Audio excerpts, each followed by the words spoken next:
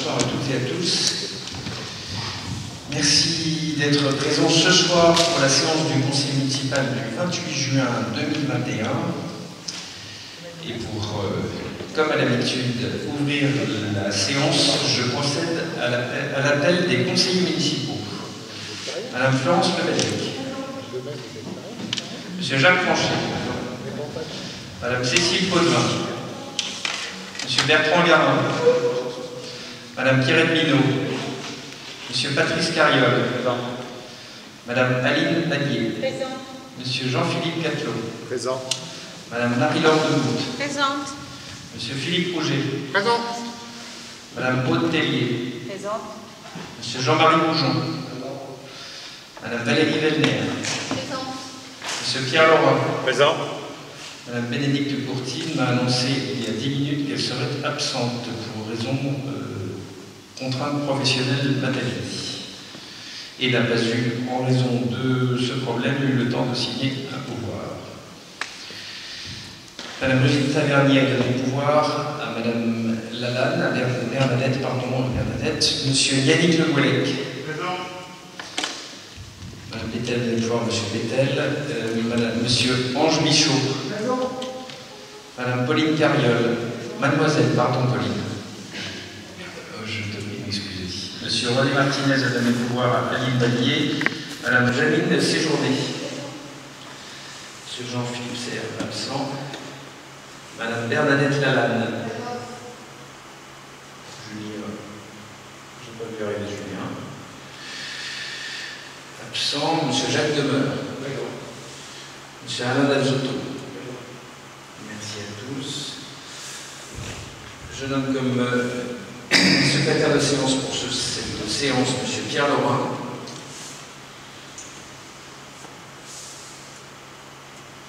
Et concernant les décisions passées depuis le dernier conseil municipal, nous n'en avons qu'une, qui est la décision 16-2021 portant sur l'attribution ainsi que sur la signature du marché de travaux d'isolation thermique par l'extérieur, appelé ITE, des groupes scolaires Croix-Verte et Préau.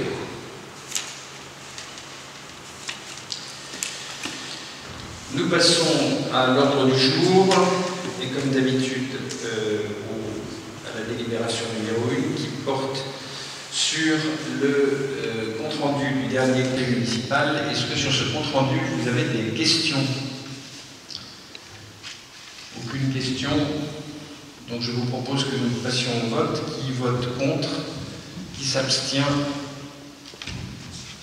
Merci. Vote à l'unanimité. Nous passons à la délibération numéro 2 et je passe la parole à Jean-Philippe Catelot pour le compte de gestion 2020.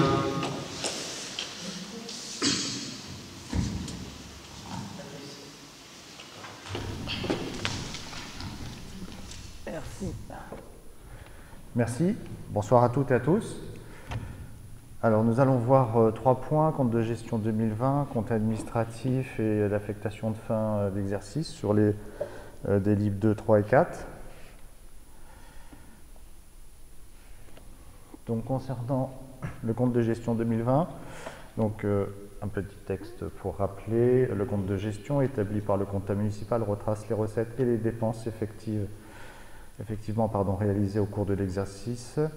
Du côté de la trésorerie municipale, le compte de gestion contient tout l'historique comptable de l'actif et le passif de la commune, ainsi que les mouvements de la section de fonctionnement en dépenses et en recettes. Ce dernier doit être en concordance avec le compte administratif qui retrace tous les mouvements exécutés par le maire et ou son représentant. Donc le tableau de synthèse sur le résultat 2020, section de fonctionnement, 71 545,33.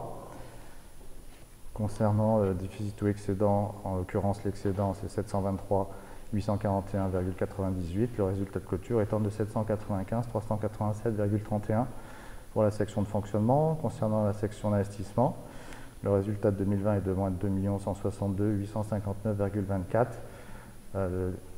Il y a donc un report de 1 566 855,47. En résultat de clôture, nous sommes à moins 596 003,77. Nous allons donc, comme cela se doit pour le compte de gestion,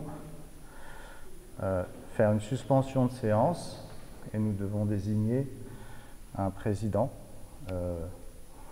pour le vote administratif. Et la reprise de la séance se fera sous la de la direction de la ou du président désigné. Donc Yann, je ne sais pas si tu veux désigner un président ou une présidente. Donc là, Jacques va prendre la présidence. Je pense que tu passeras au compte administratif et que je sortirai pour le. Okay. Donc le compte administratif pour la section de fonctionnement, donc, ce sont des chiffres que vous avez, on a vu et revu. Ce sont vraiment c'est la clôture, ce sont des chiffres définitifs. Concernant donc le compte administratif sur la partie recettes, sur les différents chapitres, notamment le premier, atténuation de charges, nous avons 112 043,79 sur le compte, le chapitre budgétaire, le chapitre 70, produits de services 396. Il faut voter le compte de gestion. On vote avant? Oui. Il n'assiste pas le maire à... Le vote compte de gestion, vous votez le compte de gestion. Ah oui, on est passé directement. Voilà. Ah oui, c'est bon. Il faut voter le compte de gestion. Ah oui. Moi, je suis allé un peu vite. Il faut voter le compte de gestion. C'est la délire numéro 2. Excusez-moi. Oui, je suis passé au compte administratif directement. Donc, il faut passer au compte de gestion. Et donc là, il faut faire la suspension de séance. En fait, il faut faire la suspension de séance sur le vote sur le compte de gestion. Non, là, vous délibérez. Là, vous délibérez sur le compte de gestion. Le compte de gestion, je ne vais pas sortir, c'est pas moi qui l'ai fait. C'est le représentant cheval. Là, vous délibérez sur le compte de gestion. Après, vous présenterez le compte administratif et le super sur le. On a délibéré, vous voyez? Quand il y a un vote, là? Il n'y a pas eu de vote. Non, mais on va le voter. Ah voilà, c'est Ouais, ça, le vote. c'est ça, d'accord. On va y arriver. C'est après. C'est le code de vote. Non, les... C'est après. Donc là, il faut proposer le vote pour le compte de gestion. On est dans...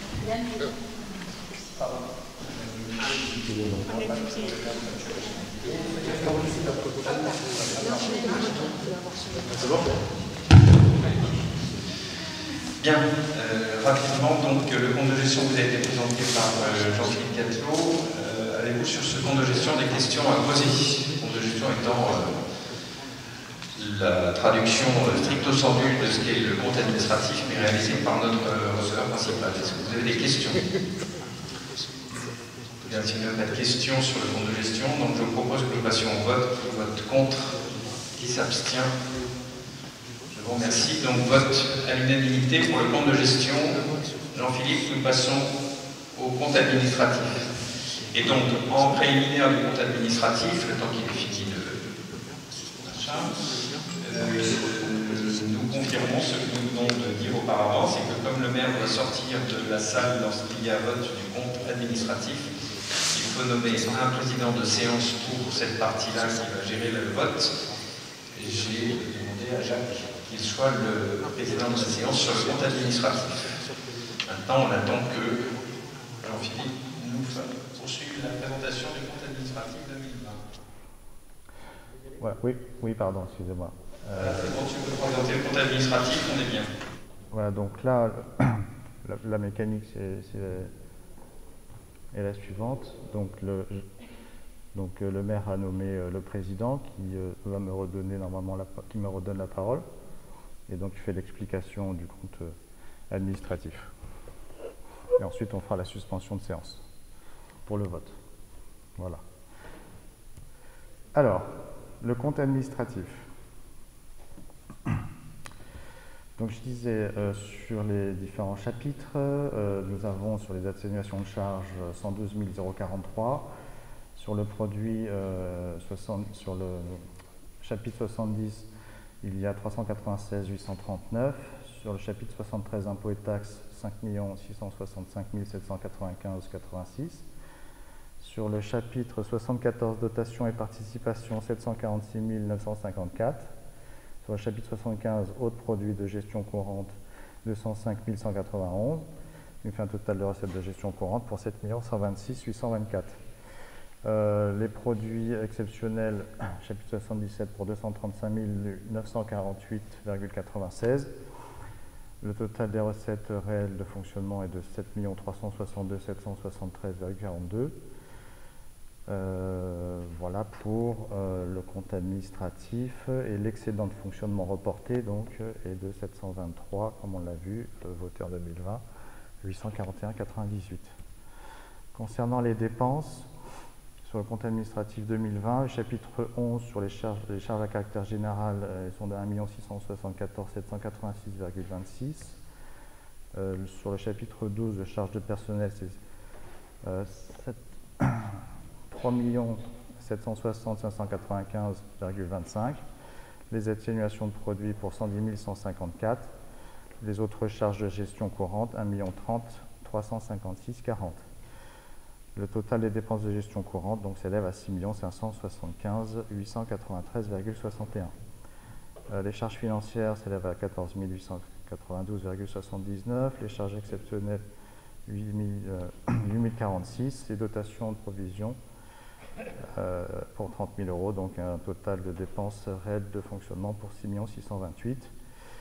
Et les totales dépenses de fonctionnement donc pour 7 291 228,09. Celui-ci, bon, c'est par secteur d'activité. Ce sont les mêmes chiffres, si vous voulez bien. On va passer à l'investissement. Les recettes pour le compte administratif investissement. La subvention d'investissement 350 866. Total des recettes d'équipement pour 650 866,54. Le total des recettes financières pour 474 813,24. Le total des recettes donc réelles d'investissement, c'est 1 125 679. Ensuite, le total des recettes d'investissement, donc si on ajoute les opérations d'ordre de section pour 662 395, s'élève à 1 788 074,57. Le total des recettes réalisées donc est de 2 837 955,49. Concernant les dépenses, nous avons un total des dépenses d'équipement pour 3 660 933,81. Concernant le total donc des recettes réelles d'investissement, c'est de 3 950 933, et les recettes d'investissement sont de un montant, pardon, et le reste à réaliser c'est pour 831 608,24. Les opérations d'équipement, vous les connaissez, on les a vues. Le gymnase, construction d'un poste de police municipale, etc. Sur 2020, le gymnase 2 50 000, le poste de police 784, isolation thermique des groupes scolaires pour 325, construction d'une maison médicale, les premières dépenses ont été faites à hauteur de 62 000, ce qui nous fait un total de 3 223 478,13. Ça, ce sont les chiffres que l'on vient de voir en format graphique. Voilà pour le compte de résultat. Est-ce qu'il y a des questions?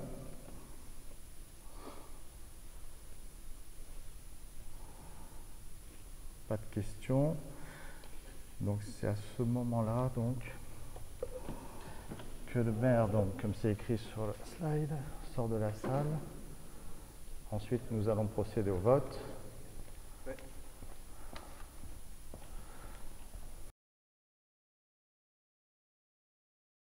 Bon, alors, on va attendre que le maire sorte de la salle.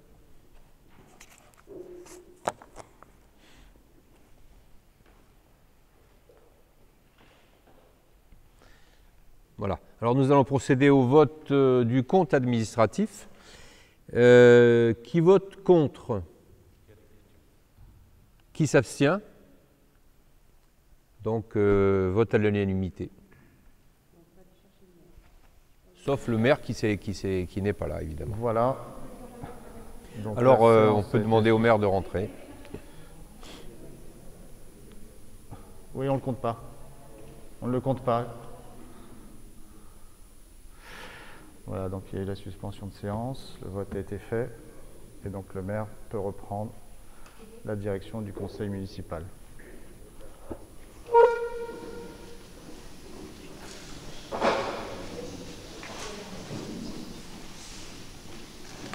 C'est fini.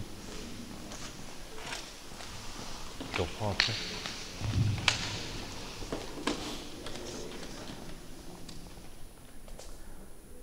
Donc nous avons fait la délite numéro 3. Nous allons passer à la 4. Donc, nous passons à la délite numéro 4 maintenant. Je te laisse la parole. Parce que c'est l'affectation du résultat de fonctionnement et du solde d'exécution d'investissement de l'exercice 2020. Merci. Donc, concernant les deux sections, fonctionnement et investissement, le premier, le résultat de l'exercice est de 71 545,33. Le résultat de clôture pour 2020 est de 795 387,31. Concernant le deuxième investissement, le solde d'exécution de l'exercice est de moins 2 162 859,24. Et le report est de moins 596 003,77. Donc l'affectation du résultat de la section de fonctionnement 2020 sur l'exercice 2021. Sur l'article 002 en recette sera de 795 387,31. Et pour la partie controvertie d'investissement sur l'article 001, pour le montant qu'on a déjà indiqué, 596 003,77. Nous allons passer donc au vote de l'affectation du résultat de fonctionnement, du solde d'exécution d'investissement et du reste à réaliser. Question sur l'affectation du résultat ainsi que le solde d'exécution d'investissement. Donc, si vous n'avez pas de questions, je vous propose que nous passions au vote. Contre, abstention. Je vous remercie.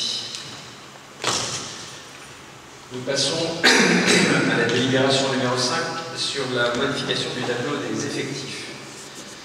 Alors je vous rassure à l'avance, la taille du texte et le nombre de postes dont on parle ne sont pas tous les postes que l'on va créer et qui n'existent pas sur la commune.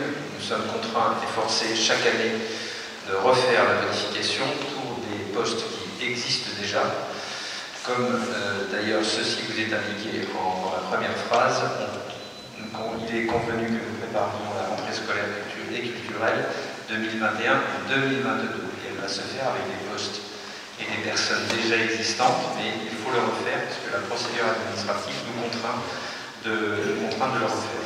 Donc il apparaît bien évidemment indispensable, toujours pour le même fonctionnement, de procéder au recrutement, à la fois d'intervenants pour assurer l'enseignement du piano et de la flûte au sein de l'école de musique, mais aussi d'enseignants, de fonctionnaires de l'éducation nationale, pour l'étude surveillée en tant qu'activité post-scolaire. Si certains ne s'en souviennent pas ou ne le savent pas, les activités post-scolaires sont tout particulièrement les activités de l'étude des enfants. Et la plupart du temps, ce sont des enseignants qui demandent à pouvoir surveiller ces périodes d'études.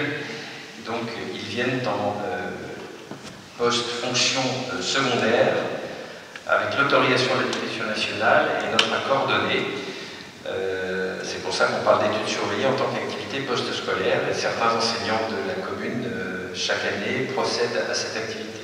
Ces activités pourraient être assurées donc par des enseignants fonctionnaires de l'éducation nationale ou autres fonctionnaires, bien évidemment, dans le cadre de la réglementation des cumuls d'activités qui permettent aux fonctionnaires d'exercer une activité accessoire d'intérêt général auprès d'une personne publique à condition d'y être autorisée par son employeur principal. Dit d'une manière différente que ce que je viens de vous dire à l'instant. Pour la rémunération, une réglementation spécifique fixée par décret du 14 octobre 1966 et la note de service du ministère de l'Éducation nationale du 8 février 2017 précise les montants, plafonds de rémunération des heures effectuées dans le cadre de l'étude surveillée et ou selon le grade détenu par les intéressés dans leur emploi principal.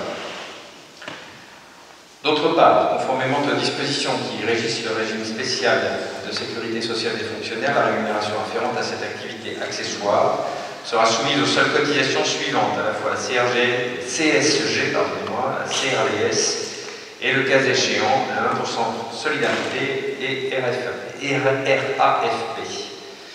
Et considérant l'avis rendu par le comité technique, puisqu'il est important qu'il y ait une motivation, de réunition, pardonnez-moi, c'est pour cela qu'il est demandé au conseil municipal d'autoriser le maire à recruter pour l'année scolaire 2021-2022 pour le pôle éducation.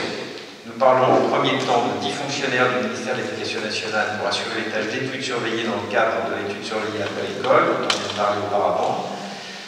Certains pourraient se demander pourquoi 10, alors que l'année dernière nous en avions recruté 15. Tout simplement parce que les 15 étaient en nombre trop important et qu'il y en avait trop, donc on a préféré réduire et passer à 10. Deuxièmement, le temps nécessaire de cette activité accessoire est évalué à 6 heures par semaine. Le fonctionnaire sera rémunéré sur la base d'une indemnité horaire brute correspondante au grade de l'intéressé et au taux horaire heure d'études surveillées qui va être fixée par la note de service précitée du 8 février 2017, telle que instituteur exerçant ou non les fonctions de directeur d'école élémentaire, 20,03 €. Instituteur exerçant en collège, 20,03 €. Professeur de l'école classe normale exerçant ou non les fonctions de directeur d'école, 22,34 €. Et professeur de l'école hors classe exerçant ou non des fonctions de directeur d'école, 24,57 € précisément. Concernant l'école de musique, un fonctionnaire pour assurer la tâche d'enseignement de flûte, le temps de cette activité accessoire est de 9/20e heure par semaine. Un fonctionnaire pour assurer la tâche d'enseignement du piano, le temps de cette activité accessoire étant de 9/20e heure par semaine. Les intervenants sont rémunérés sur la base d'une indemnité horaire correspondante à leur grade. Voilà pour la partie éducation ainsi que la partie école de musique. En outre, suite à plusieurs recrutements, suite à des mutations, il nous est nécessaire de créer des postes pour les remplacer. Les postes à créer sont 1. Un chef de service de police municipale, 2. Un brigadier chef principal. Là, nous parlons, comme vous avez le deviné, de la police municipale. D'avancement de grade, il est nécessaire aussi d'ouvrir les postes suivants.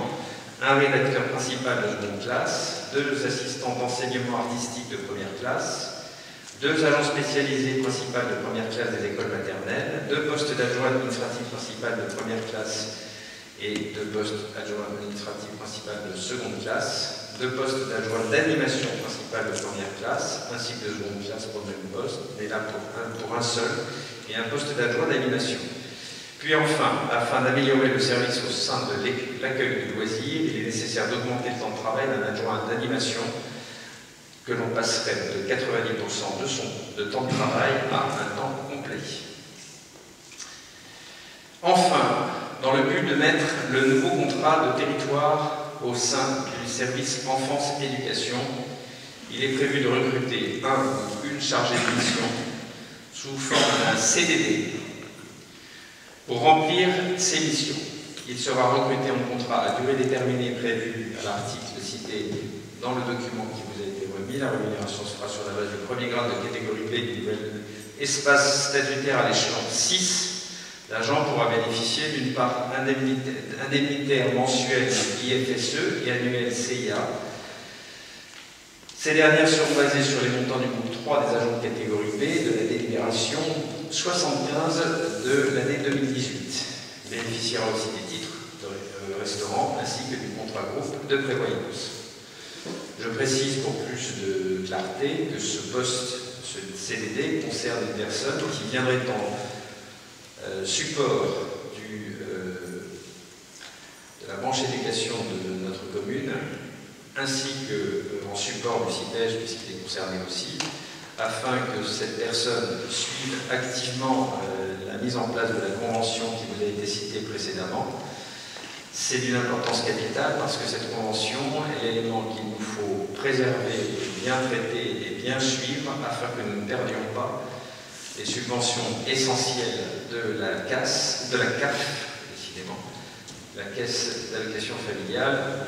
Pour la petite histoire, ça représente 300 000 €. Donc on a tout à fait besoin d'avoir une personne qui puisse suivre cela de près pour que nous n'ayons pas de soucis sur ce sujet-là. Et je vous rappelle, avant que nous passions au vote, aux questions d'abord et au vote ensuite, et je vous rappelle qu'encore une fois, ces postes qui existent déjà, mais qu'il faut chaque année recommencer la gymnastique, d'une part, et bien évidemment, quand on vous parle de la nécessité d'ouvrir des postes suivants dans le cadre de l'avancement de grade, vous imaginez bien qu'en contrepartie, il faudra des fermetures pour qu'il y ait un équilibre, bien sûr, mais en revanche, ces fermetures se feront dans une seconde étape, puisqu'il nous faut impérativement passer l'ensemble des procédures dans les fourches codines du comité technique. Avant que nous passions au vote, avez-vous des questions? Bien, s'il n'y a pas de questions, je vous propose que nous passions au vote pour la création de tous ces postes. Qui vote contre? Qui s'abstient? Je vous remercie. Nous passons à la délibération suivante, la numéro 6, portant sur le retrait d'une délibération précédente datant de l'année 2019. Je passe la parole à Jacques Ranchet.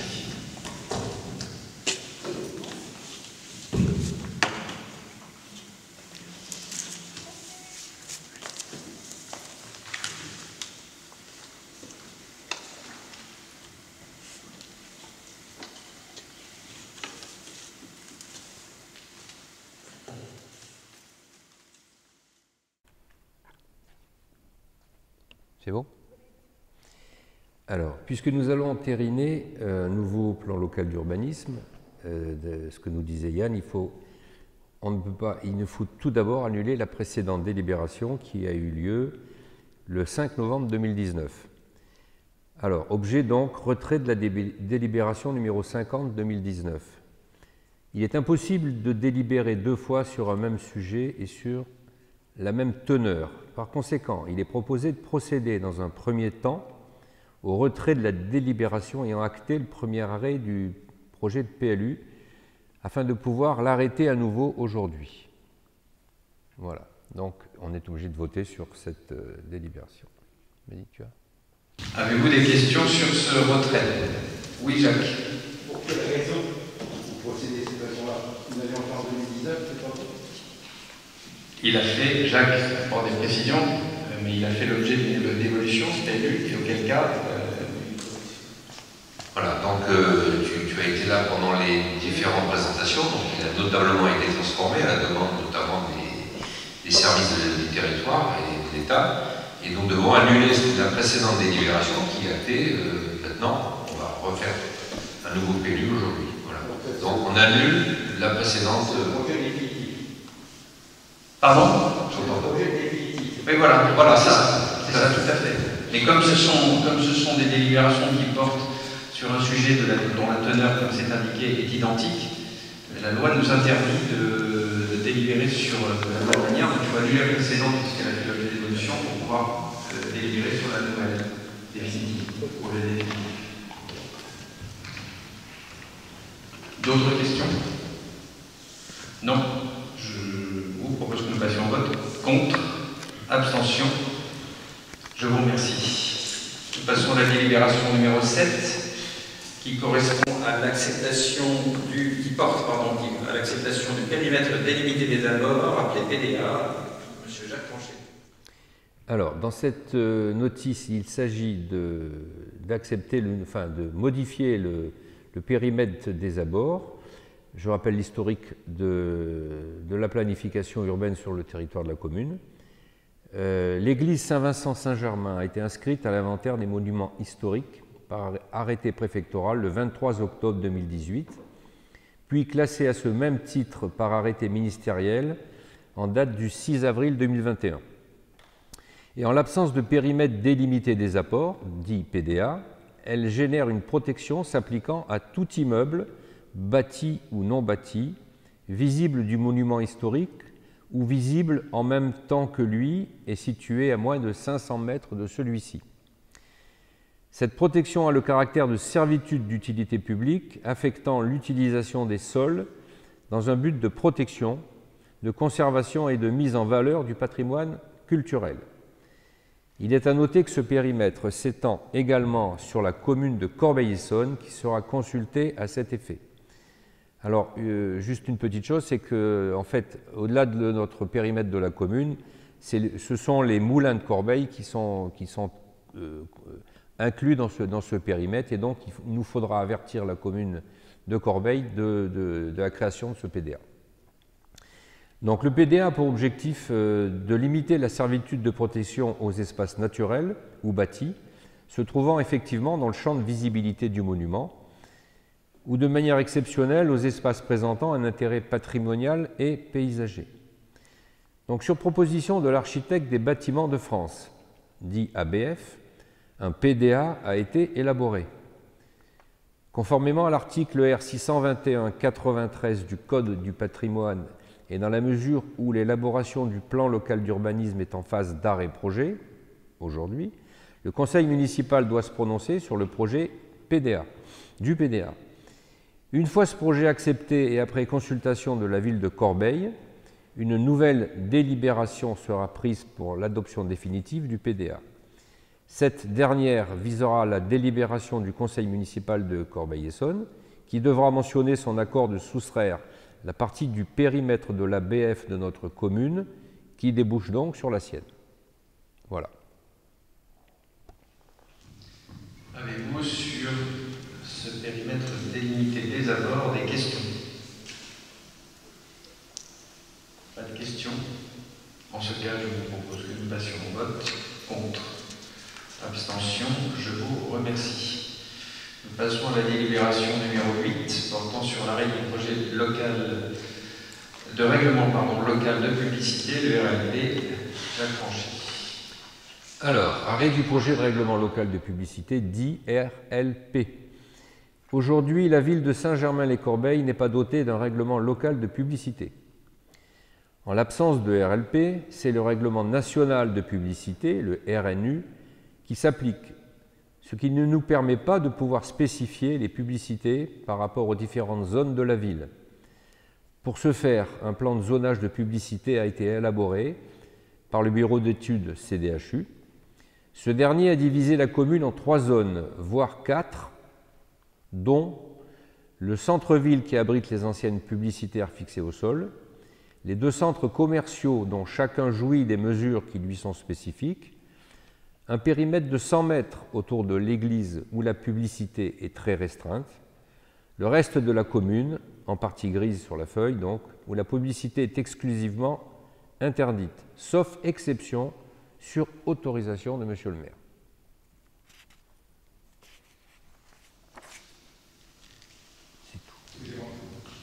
Oui.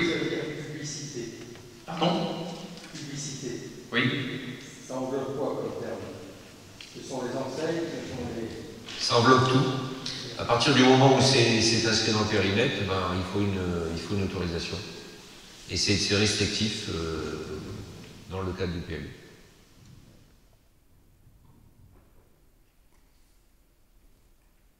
D'autres questions? Nous passons donc au vote. Contre? Abstention? Je vous remercie. Nous passons à la délibération numéro 9, portant sur le bilan de concertation et arrêtant le projet de PLU de notre commune. Je repasse la parole à Jacques Franchy. Alors, délibération tirant le bilan de concertation et arrêtant le projet de plan local d'urbanisme. Le lancement de la procédure de révision du plan local d'urbanisme a été prescrit le 3 juillet 2017, pour les motifs et objectifs suivants. Intégrer les modifications liées à l'ensemble des nouvelles dispositions législatives et réglementaires, notamment la refonte du Code de l'urbanisme, la loi Allure et la loi Grenelle, entre autres. Procéder à la mise en compatibilité du plan local d'urbanisme avec le schéma directeur de la région Île-de-France 2030, SDRIF. Modifier le plan de zonage et le règlement afin de l'adapter aux projets et réalisations récentes terminées, notamment les zones AUA et AUE. Permettre la requalification et prévoir le développement des zones économiques de la Pointe Ringale et du cœur de ville Croix-Verte. Veiller à la préservation des éléments du patrimoine bâti et réhabilitation du centre historique. Réorienter certains secteurs tels que le centre téléphonique, le cœur de ville, le centre ancien, afin de permettre l'intégration de projets d'initiatives publiques ou privées intégrés dans le contexte environnant.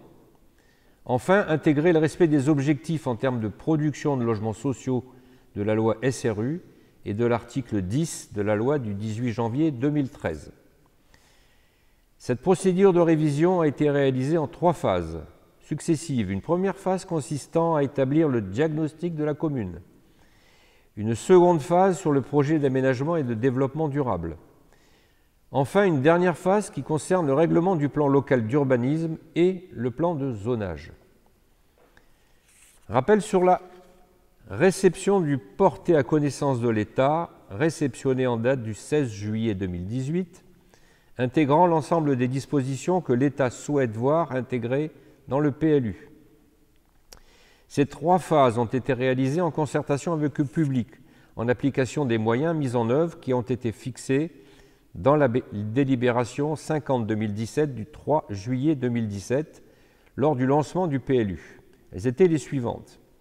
Premièrement, la mise en œuvre des moyens d'information, qui se sont traduits par la mise en place d'une information continue pendant toute la durée d'élaboration du PLU, communication par le magazine municipal et l'infolettre, création de plaquettes d'information spécifiques et diffusion d'informations via les panneaux lumineux.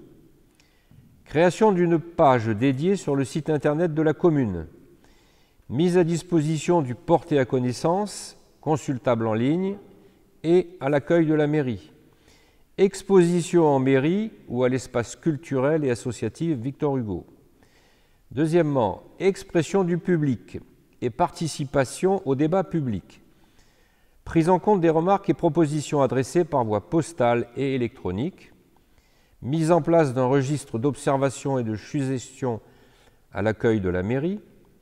Organisation d'ateliers de concertation et organisation de réunions d'information publique aux principales étapes de la procédure. Le tableau qui est en annexe reprend, sur la notice, reprend l'ensemble de ces moyens mis en œuvre.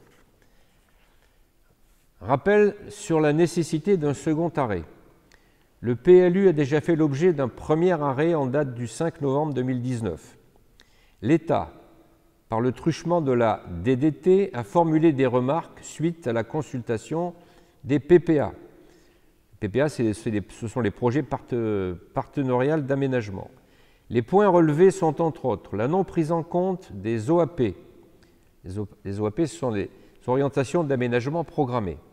Donc, non prise en compte des OAP dans le dossier de présentation. Afin de résorber cette carence en logements sociaux, nous avons donc opté pour deux orientations d'aménagement programmées qui peuvent produire chacune 80 logements LLS. Elles sont programmées et elles sont proposées à l'issue d'une réunion de travail qui a réuni les services techniques et un groupe de travail composé d'élus. Le PLU, aujourd'hui, prend en compte toutes les remarques qui ont été formulées par les différents PPA et les ASL, d'où la nécessité d'un nouvel arrêt du projet. Le conseil municipal est sollicité pour entériner le bilan de la concertation et décider de l'arrêt du projet de PLU. C'est un peu compliqué. Merci Jacques. Un peu rébarbatif comme délibération.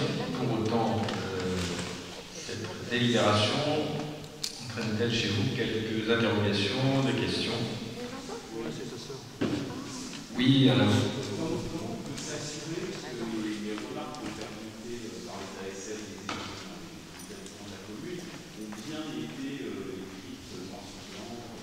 Alors, il y a eu des réunions qui ont été faites avec les différents ASL et les remarques qui ont été proposées ont été intégrées dans le PLU, elles ont été revalidées avec les présidents des ASL et le document du PLU va être consultable en mairie à partir très prochainement Hein, donc c'est consultable en mairie. L'ensemble des personnes qui ont nécessité à regarder ce qu'il y a et à se faire confirmer effectivement que toutes les remarques ont bien été prises, ce sera consultable. Après, donc à la rentrée, on va certainement lancer une programmation avec le public. On va mettre à disposition pendant 2 mois, c'est l'obligation d'ouverture au public. Et le public fera aussi toutes les remarques qu'il voudra bien faire. On en tirera à ce moment-là donc un bilan et on mettra à jour l'ensemble des remarques pour la fin de l'exercice démocratique. Voilà. Mais elles ont bien été prises en compte et on a fait revalider par l'ensemble des présidents les remarques qu'ils ont formulées. Mais on va le revoir puisque à partir du moment où le PLU a été modifié, donc on va renvoyer la nouvelle version du PLU à tous les acteurs qui ont été concernés par nos délibérations, de façon à ce qu'ils donnent un deuxième avis, évidemment, puisque ça a été modifié. Une correction. Voilà. Donc on attendra le retour, évidemment c'est dans le processus du PLU. D'autres questions? Non. Donc je vous propose que nous entérinions ce bilan et que nous décidions de l'arrêt du projet de PLU. Qui est contre? Qui s'abstient? Je vous remercie. La délibération numéro 9 était la dernière. Je vous remercie à tous et je vous annonce que le conseil municipal